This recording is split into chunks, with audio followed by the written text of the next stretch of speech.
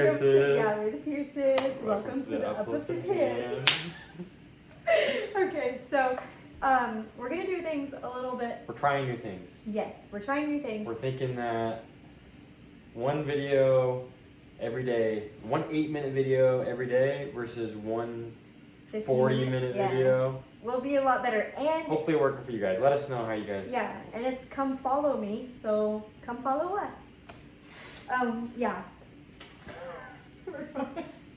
Can I turn it? Okay, so today or this week we're going to cover he trusted in the Lord God of Israel.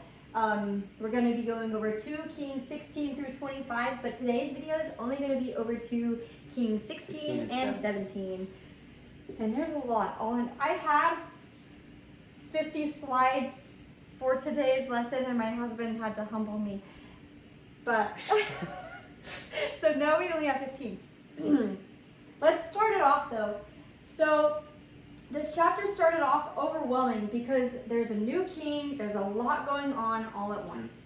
And that happens in both chapters.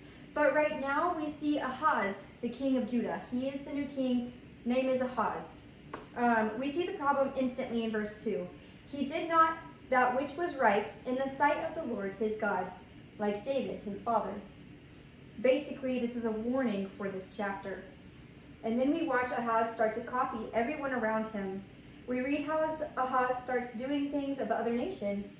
He walks in the ways of the king of Israel. He participates in horrific pagan practices. He sacrifices and burns incense in high places. And then Syria and Israel come against Judah. Ahaz is now surrounded by people who don't follow the Lord. And instead of becoming more distinct, he becomes more like them. He is so afraid of the nations around him that he begins becoming like the nations around him. And now comes Syria. Ahaz is now being attacked by Syria and Israel. And Ahaz asks for help from the king of Assyria, Tiglath-Pileser. That's what we're called. He tells the king, I am thy servant, thy son, a king of Judah, descendant of David. The Lord is supposed to be his God, but through fear, he places himself beneath the king of Assyria. He then takes silver and gold from the house of the Lord and gives it to Assyria. He took what belonged to God to buy security from a man. Wait, not yet. So when he became afraid, let me not do that. We're doing questions last. Ahaz doesn't just ask Assyria for help. Fear changes who he serves. Then comes the altar. We see Ahaz go to Damascus, and he sees an altar, so he sends Uriah the exact pattern and design of this altar. And Uriah builds it. Uriah sees what's going on, but he still builds it because Ahaz is his king. Ahaz came and uses his foreign altar. The temple is there. The priest is there. Sacrifices are still happening. Religious activity is still happening, but Ahaz begins rearranging worship according to what he saw somewhere else. Not yet. Actually, yes. So, sorry. We're getting there. We're getting better. We're working out the kinks. Yeah. These are the questions. Oh. The question for chapter 16. When fear takes over, what are you most tempted to trust instead of God? Where might you be rearranging your faith to fit what feels easier or more comfortable? And I am teaching this Sunday, so these are the questions I will ask. But since we have a full hour, we'll go over the whole lesson. Quickly. Yeah. If I could go over the 42 slides of these chapters, I would. But it's not the point of this. So coming into chapter 17. So we were in 16, and now we see a new name. there is going to be a lot going on here, but a man named Hoshea, Hosea, I think. we'll say Hoshea, Hosea. becomes the king of Israel. So we're looking at the northern kingdom of Israel and not Judah. Hoshea reigned for 9 years. We see Hoshea did that which was evil in the sight of the Lord, but not as the kings of Israel before him. We've seen this before in the chapters we studied. So, Shalmaneser, the new king of Assyria, not the guy from who we just talked about in 16, comes against Hoshea. Assyria is a massive power empire. We saw them in 16 when Ahaz paid Assyria to help Judah. Hoshea becomes Assyria's servant and pays them tribute, and now they are under Assyrian control. Hoshea decides he wants out from under Assyria and secretly sends a message to So, the king of Egypt. Hoshea is hoping that Egypt will help Israel standing against Assyria, and Hoshea decides, okay, well now I'm going to stop giving my tributes to Assyria to show my rebellion. But whenever he stops doing this, the king of Assyria, of course, finds out, and he has Hoshea arrested. Now Israel is invaded by Assyria, and they reach Samaria, Israel's capital. They surround Samaria for 3 years. So Hoshea's 9th year as king, Samaria falls. This is the fall of the northern kingdom of Israel. So not Judah, which is in the southern kingdom, Israel, all of the northern parts. It falls to Assyria.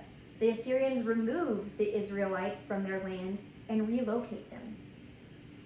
But now the chapter pauses. And it's like the writer of this is like, now let's see why. And he says, for so it was, or here's why this happens. And we look back at what happened over Israel's history, not all in the 9 years of Hoshea's reign. So this isn't all Hoshea's fault. He was better than his parents. The blame is not all on him. In in verses 7 through 8, we see God brought Israel out of Egypt. He rescued them from Pharaoh. Then Israel began to fear over other gods and walked in the ways of the nations around them. 9 through 12 shows Israel secretly doing things against the Lord, like they can secretly do that. They built high places, set up images and groves, burned incense, served idols. It wasn't one king, it wasn't one idol, it wasn't one mistake, it was everywhere. 13 shows God repeatedly warning Israel and Judah. He sent prophets and seers, saying, turn ye from your evil ways and help my commandments, and keep my commandments. Prophets have been telling the people to turn back. And 14 says, notwithstanding, they would not hear, or they hardened their hearts, or they hardened their necks. They were stubborn and refused to turn. God is basically saying, turn my way, and Israel has been saying no.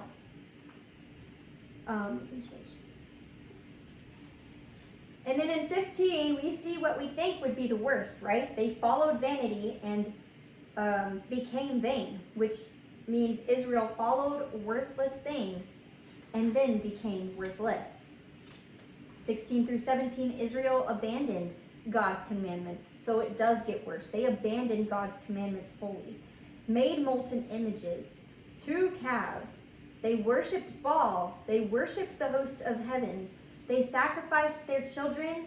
They practiced divination and enchantments. They sold themselves to do evil in the sight of the Lord.